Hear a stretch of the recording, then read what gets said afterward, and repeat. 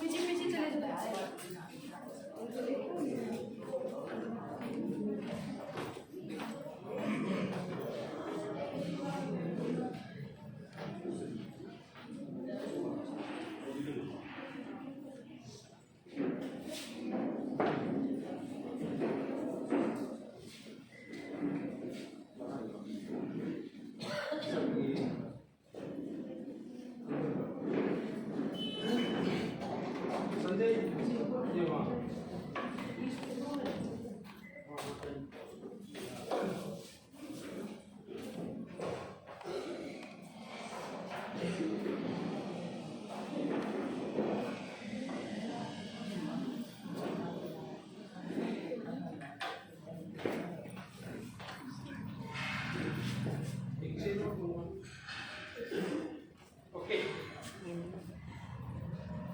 आदरणीय अभिभावकगण व समस्त छात्र, आप सभी का इस निर्माण डिफेंस एकेडमी के प्रांगण में पहुंचने पर आप सभी का हार्दिक अभिनंदन व तहे दिल से आप सभी का स्वागत है।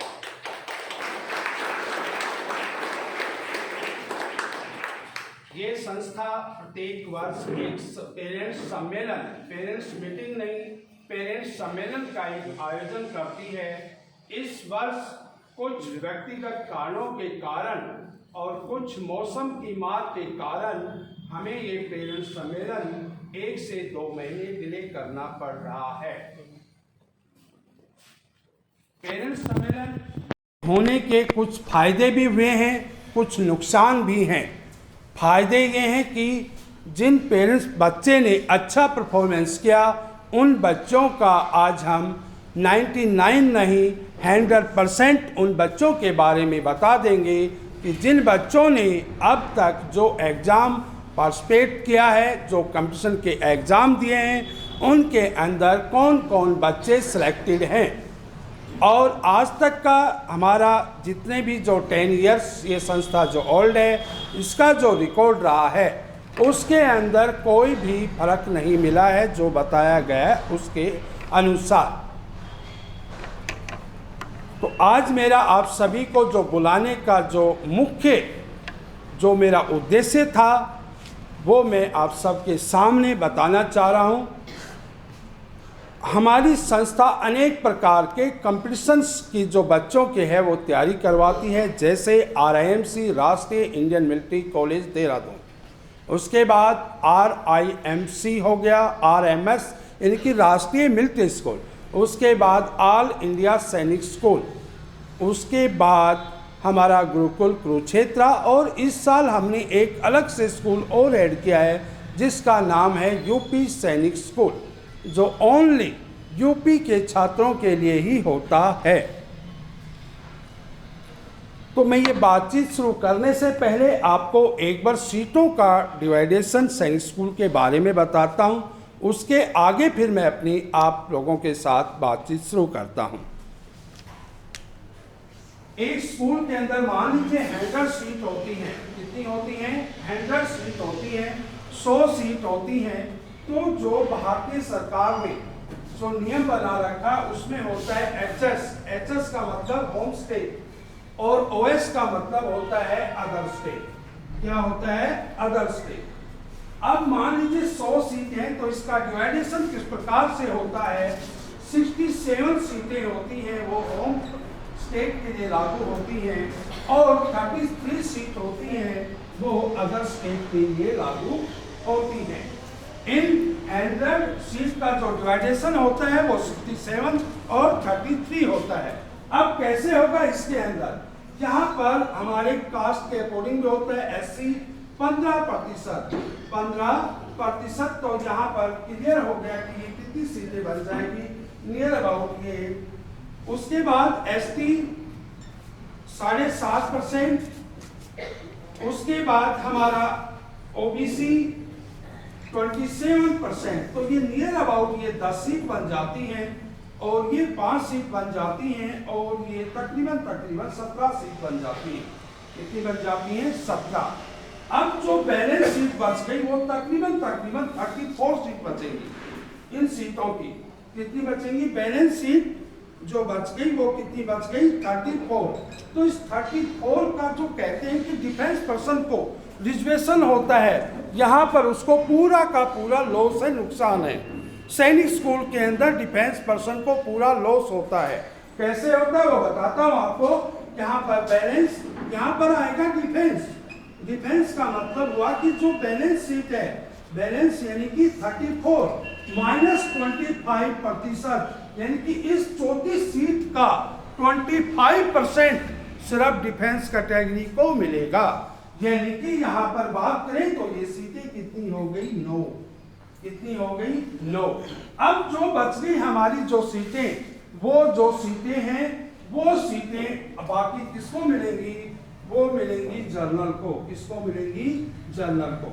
यहाँ पर एक और भी प्रॉब्लम है, वो जर्नल्स के लिए बड़ी प्रॉब्लम है। मैं पहले कहता हूँ, ये बार बार बता रहा हूँ मैं, जर्नल के लिए हर कंपटीशन में प्रॉब्लम है। अब जर्नल्स के अंदर यहाँ पर जो एक डिफेंस पर्सन है, ये अपनी कैटेगरी से बाहर नहीं निकल सकता, लेकिन जो जर्नल के लिए लिखा जाता है वो होती है अनरिजर्व्ड। अनरिजर्व्ड इसके अंदर का मतलब हुआ कि इनकी जो ये सीटें जो 24-25 बच गई थी, ये फिक्स नहीं है। इसके अंदर चाहे तो ये सारे 10 बच्चे अगर इन सीट में पहुंच जाते हैं सारे, और ये सारे बच्चे भी इनसे ज्यादा नंबर ले लेते हैं और ये भी इनसे ले लेते हैं, तो जनरल की यहाँ पर एक भी सीट नहीं है। जनरल की एक भी सीट नहीं है। अगर ओबीसी वाले सारे बच्चे इनकी सीट थी, उससे ज्यादा मार्क्स ले लिए, 80 वाले ने ज्यादा मार्क्स ले लिए, तो इनके लिए कोई सीट नहीं है जर्नल के लिए। तो जर्नल्स के स्टूडेंट्स को बहुत ज़्यादा मेहनत करनी पड़ती है। जो जॉब्स के अंदर भी आप सभी ने कहीं न कहीं कर रहे हो, तो आपने देखा होगा पहले क्राइटेरिया से बाहर भी जाते थे, लेकिन अब जो रूल्स गवर्नमेंट लिखे हैं 2010 के बाद, उसके अंदर आप उससे बाहर जा सकते हैं। तो यहाँ पर आपका ये सीटों का ग्रेडेशन है। एक सैनिक स्कूल के अंदर अगर वो कहता है कोई नहीं जी हमारी तो इतनी सीट है, नहीं, सिर्फ सीट आपकी 17 है। चाहे आपको कुंजपुरा करनाल हो, चाहे आपका रेवाड़ी हो, चाहे आपका चित्तौड़गढ़ हो, यानी कि जो फाइट करनी है वो मात्र 17 सीट पर, 5 पर और 10 पर करनी है। ऐसे ही इनका आप करोगे तो इनका 3 गुना कम कर लीजिए, यानी कि वहां पर आपकी कितनी हो जाएंगी? जो 10 सीट थी वहां पर आपकी 4 सीट हो जाएंगी, जो 5 थी वो आपकी 2 हो जाएंगी, जो 17 थी वो आपकी तकरीबन 5 सीट हो जाएंगी, और जो आपकी यहाँ पर थी 8 या 9 सीट हो जाएंगी। तो ये था। तो ये पेपर्स हुआ पहले। इसके बाद सबसे पहले हमारा आरआईएमसी का पेपर हुआ जो 2 दिसंबर को था, जिसके अंदर पूरे हरियाणा की 1 सीट होती है।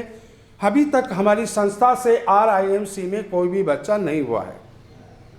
हमने लास्ट ईयर भी एग्ज़ाम दिलवाया था, नज़दीक जाते जाते बच्चे रहे हैं। इस साल का रिजल्ट आया नहीं है तो हम कह नहीं सकते। उसके बाद आरएमएस का जो पेपर था वो 17 दिसंबर को हुआ। उसका रिजल्ट 100% 10 तारीख को या फिर 14 तारीख को आ जाएगा।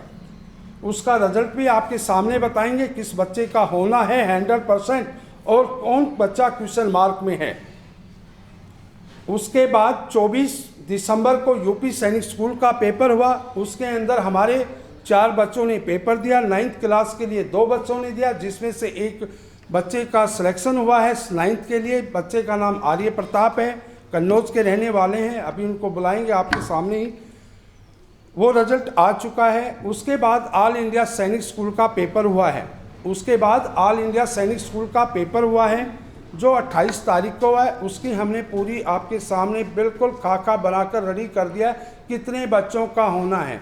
28 छात्र ने पेपर दिया था। 28 में 9 का क्लियर है कि उनको सरकारी सैनिक स्कूल मिलेगा। 9 बच्चों को सरकारी सैनिक स्कूल मिलेगा, 9 स्टूडेंट्स को, इसमें कोई शक नहीं है। अगर कोई पेरेंट्स मेरी इस बात को रिकॉर्डिंग कर लीजिए, अगर आपको ये लगता है कि 8 हुए तो आप वो अपने बच्चे की पूरी फीस वापस लेकर चले जाना। जो मैं ये कह रहा हूँ कि 9 बच्चे ऑल इंडिया सैनिक स्कूल, जो 33 सरकारी सैनिक स्कूल उसकी बात कर रहा हूँ मैं, न्यू सैनिक स्कूल की बात कभी नहीं करता। वो अपना एक उनका अलग है जो सरकारी सैनिक स्कूल है मैं उनकी बात कर रहा हूँ। उसके बाद आने वाला 10 तारीख को 9th का JNV का पेपर है, 11 फरवरी को APS का पेपर है, और इसी के साथ और 17-18 मार्च से हमारे गुरुकुल कुरुक्षेत्र के पेपर हैं। गुरुकुल कुरुक्षेत्र के बारे में ये मैं बता देता हूँ कि लास्ट ईयर उनके 71 बच्चे NDA में क्वालिफाई हुए थे, जिसके अंदर उनके 10 बच्चे SSB क्लियर हो चुके हैं। जो SSB अभी चल भी रही है, अभी समाप्त नहीं हुई पूरी, लेकिन उनके 10 स्टूडेंट जो SSB क्लियर हुए हैं।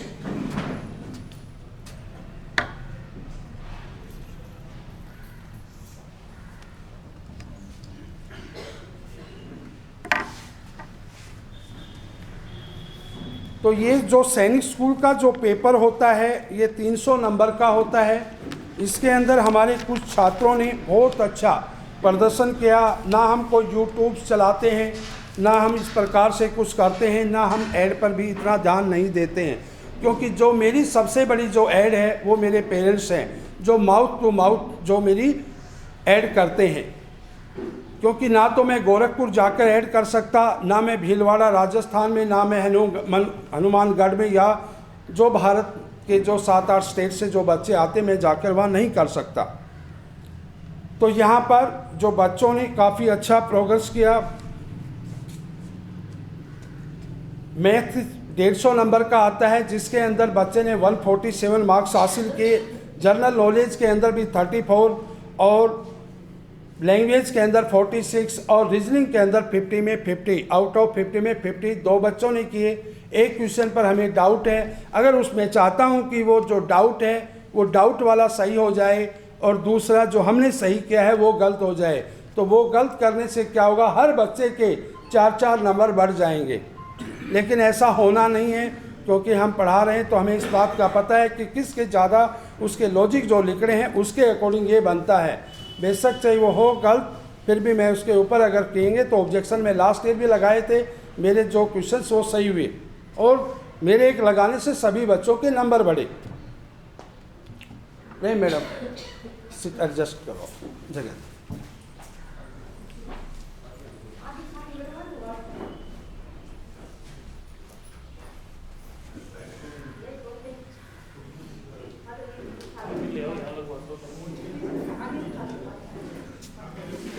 ओके, तो मैं अब जिन बच्चों ने अच्छा परफॉर्मेंस किया तो मैं आप सबको बताना चाहता हूं, मिलिट्री स्कूल भारत के अंदर 5 हैं, जिनके अंदर 300 सीट हैं। उन 300 सीट के अंदर 100%, मतलब एक प्रकार से गारंटी के साथ तो नहीं कहेंगे हम, गारंटी बोलना वर्ड अच्छा नहीं होता, लेकिन फुल विश्वास के साथ ये कह रहे हैं कि हमारे 2 बच्चे राष्ट्रीय मिलिट्री स्कूल में चयनित हैं, चाहे वो रिजल्ट 10 तारीख को आए चाहे 14 तारीख को आए।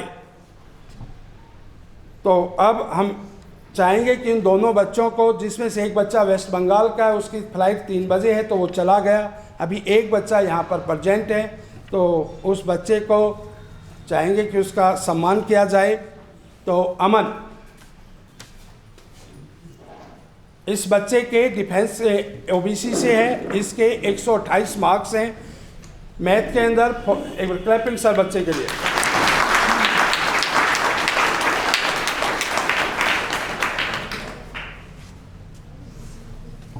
इस बच्चे के 50 क्वेश्चन थे मैथ में, 50 में से इस बच्चे के 47 क्वेश्चन मैथ में सही हैं, 47 क्वेश्चन इसके रीजनिंग में सही हैं, और 34 क्वेश्चन इसके GK में सही हैं। इंग्लिश की मेरिट नहीं जुड़ती है मिलिट्री स्कूल में, उसकी ओनली क्वालिफाई मार्क्स होता है जो 18 मार्क्स होते हैं। तो यहाँ पर अब मैं हमारे बीच एक सर अपने सर आए हैं, हाँ सवाल में sir.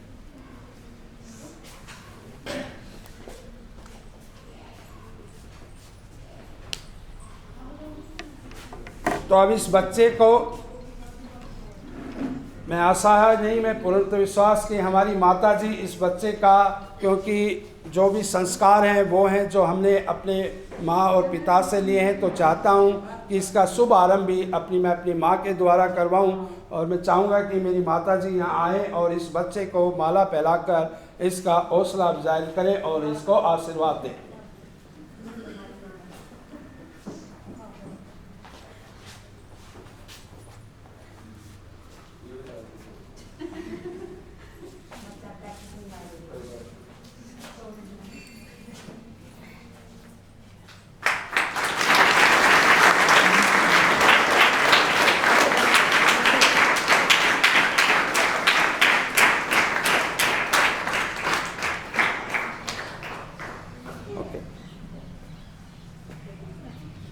Next sir, Mahendra sir, मैं आशा करता हूं कि हमारे बीच एक यहाँ पर एक औरस्ती और बैठी है जो महेंद्रगढ़ गर्ल्स कॉलेज के जो एमडी जो सबसे बड़ी पोस्ट होती है उसके सर भी यहीं बैठे हैं। तो महेंद्र सर प्लीज़ आप भी आकर इस बच्चे को हौसला अफजाई करें, इसको प्रोत्साहन करें।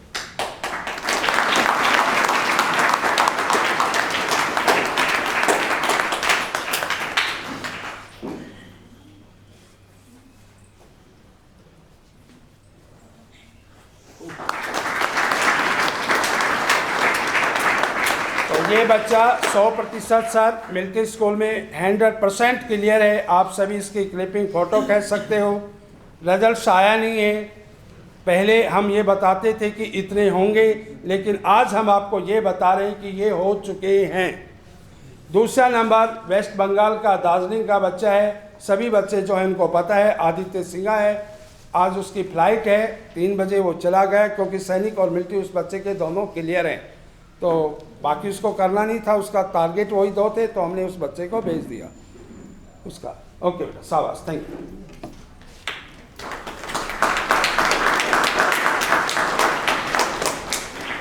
अब हम 2 बच्चे थे हमारे मिलिट्री स्कूल में जो 100% क्लियर हैं। इसके साथ हमारे 3 से 4 ऐसे बच्चे हैं जो क्वेश्चन मार्क में हैं।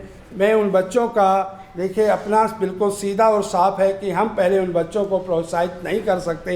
हो सकता है कि ना हो, क्योंकि क्वेश्चन मार्क है तो अच्छा नहीं लगेगा, लेकिन मैं उनका अलाउंस आपको बता देता हूं कि कौन कौन बच्चे हैं जो उनके मार्क्स के अकॉर्डिंग और लास्ट ईयर का जो रिजल्ट है उसके अकॉर्डिंग मैं सारी बातें आपको बताता हूँ।